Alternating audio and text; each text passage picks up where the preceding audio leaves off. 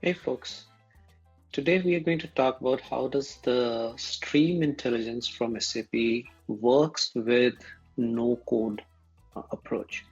So the background is a lot of customers, they have been using other solutions and with S4 HANA or uh, other platforms, what they are being guided to do is to continue developing CDS views and then extract data and put it on their applications or cloud to consume it. So the question arose, how does the no code approach work to get SAP's semantic information without developing a CDS view or even a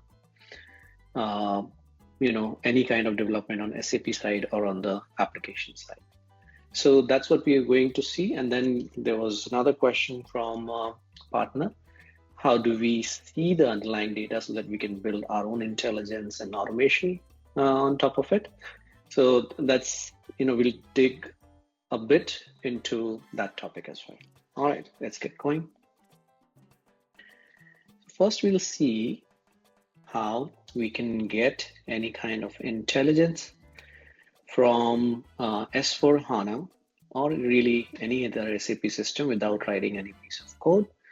So one of the common elements is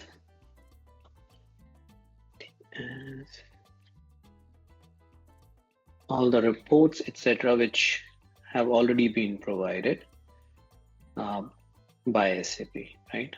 So if I go there, there's one of the standard reports, create, and I've been using this particular one a lot in my discussions, but you can really pick any of the ones which make sense to you. And when I execute this, I'm going to pick up a variant for this.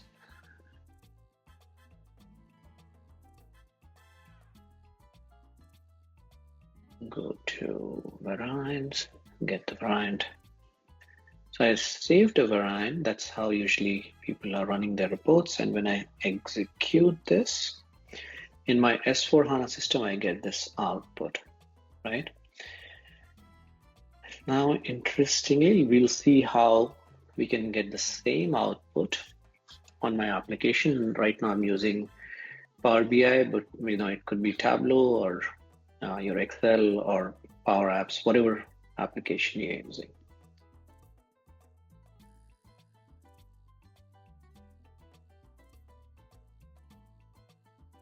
So again, I'm using the Power BI template, and here I will use 07 docs and use the same variant USB for SAP1. Can leave the rest of the parameters as it is, and when I load this,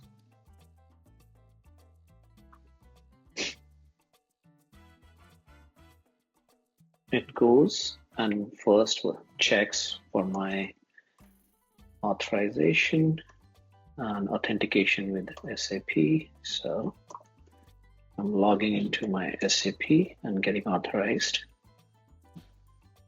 to see this data. So yeah, now it is running RM07 docs and getting that output onto my Power BI, right?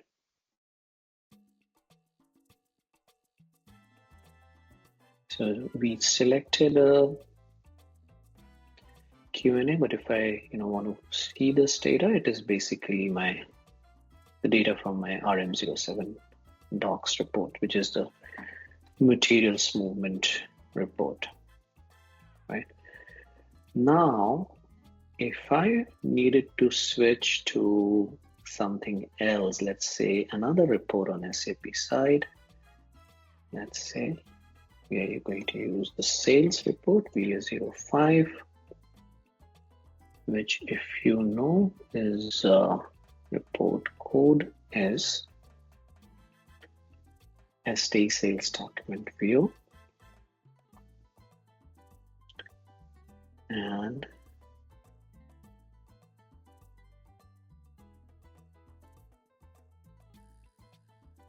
when I get this variant, I'm able to get this output, right? So let's see how simple it is to get this changed on my Power BI app or really any other app. So here's, on the Power BI, I can go edit parameters. And now I'm going to use this report instead of the RM07 docs, the same report variant. And when I do apply changes, it now goes and runs the SD sales document view report on SAP and gets that data, right?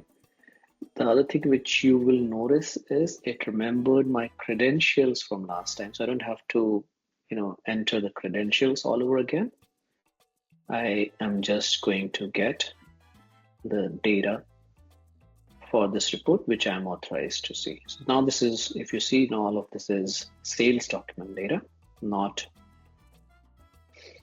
my RM07 doc. So this is how straightforward it is. Just change the parameters and you will get the output which you need on your application.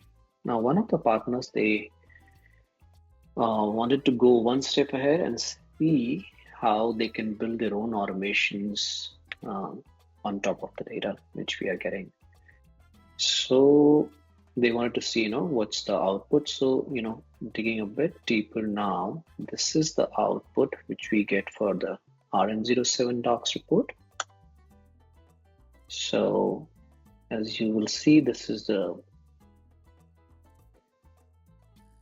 material docs movement data, and you get a JSON or a CSV, but right now, we have asked for a JSON. Now, if I was to change this parameter and use the SD sales document view, I will get from the SAP system the SD side of the data. So yeah, that's pretty much it. Change the parameter, get the value. There's only one single API for any of the SAP objects. You don't need to code anything on either SAP side or on the front-end application side, and just based on those parameters, your data is fetched securely according to your authorizations on SAP. And yeah, if you wanted to build something on top of it, then you can go ahead and enhance your automation intelligence based on the JSON which you'll be getting. All right, I hope you find this useful.